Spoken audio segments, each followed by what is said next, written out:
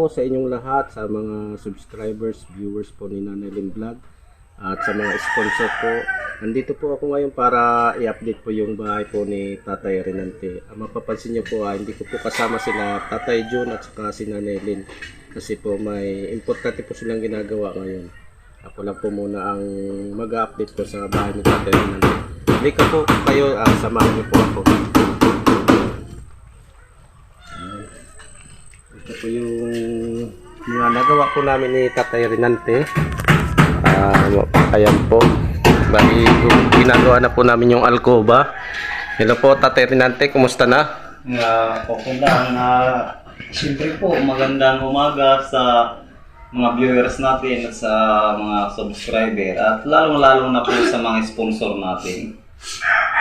Siyempre po ako po ay nagpapasalamat. Maraming salamat po sa walang sawang pagtulong ni Tita Bel sa kay Tita Mirna. Siyempre salamat din po kay Kuya Jojo. Wala naman. Sa kay Nanay Lynn at Tatay John. Siyempre maraming salamat din po kay God.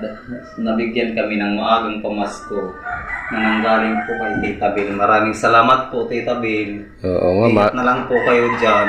Maagang pamaskuhan to sa inyo. Ang ganda ng bahay niyo, no? Bali po mga mga tita, yung ginawa po nating materials na ginamit po natin, ayun po yung good lumber po. Mga good lumber po lahat yan. Pati po yung andun sa taas, yung pinagpakuan po ng mga yero po. Mga good lumber po lahat yan. Ayan po. Napakaganda po. Sigurado pong matibay kasi talaga yung kahoy na ginamit natin, yung pamatagalan po. Ayan, may alcoba na. Pag na lang niya, pag pako na lang. At saka yung mga bintana at pintuan po, baka po bukas maumpisan na rin po naming magawa para matapos na itong bahay nila Nanay Margie kung sakasakali. Andito pala si Nanay Margie saka si Denver. Hello po Nanay Margie, ano masasabi mo na malapit nang matapos tong bahay ninyo? Ako po ay nagpapasalamat sa inyo po Tita Bel. Maraming salamat dahil ito po malapit nang maayos yung bahay namin dahil po sa inyo. Dahil binigyan niyo po kami ng bagong bahay. Bagong pag-asa din po. Oo, tama. Maraming salamat po at saka po kay Tita Mirna, kay Kuya Jojo, kay Tita Ate Len, at kay Kuya Jun. Maraming salamat po sa inyo. Kay mag-ingat po kayo Tita Bel dyan. Maraming salamat talaga sa inyo. Maraming salamat. Opo. At ito nga pala po yung pintuan nila para po sa kanilang gagawing kusina. At gagawa pa po tayo dito ng kusina. Ayan po, dito po yung space na gagawin po natin ng kusina. At pakita ko nga pala po sa inyo yung pinaka-level po ng kanilang flooring po. Ayan po yung flooring, yung taas. Bali po, dalawang hollow block po yung tinambakan po namin para po pag kung sakali man pong umulan at bumaha, hindi po agad po papasok dito sa loob ang tubig. Kaya po medyo mataas po yung pag natin ng flooring nila. Ayan po, makikita nyo po na maganda na po talaga yung unti-unti na nakikita yung magandang nalalampasan ng ginagawa po natin.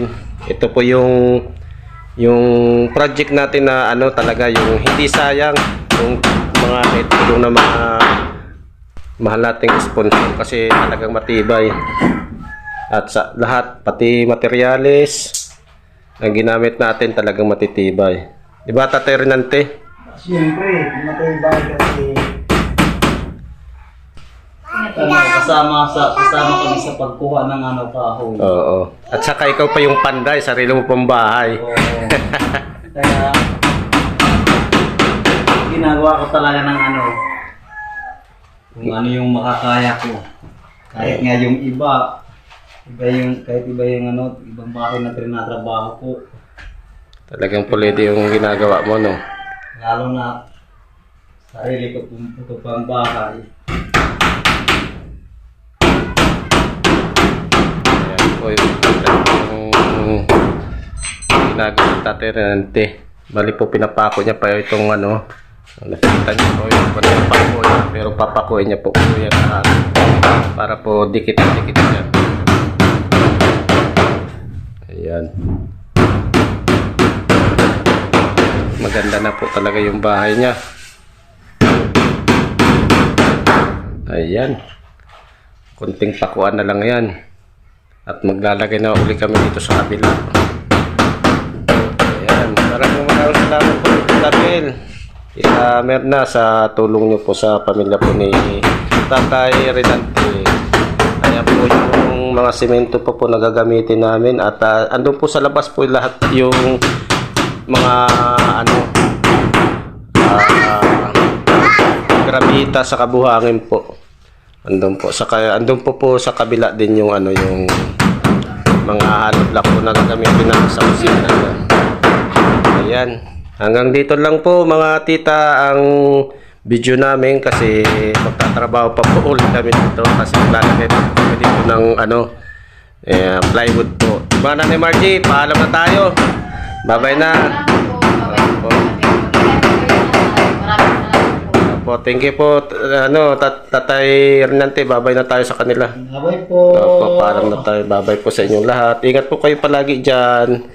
Thank you po sa inyong lahat. God bless po.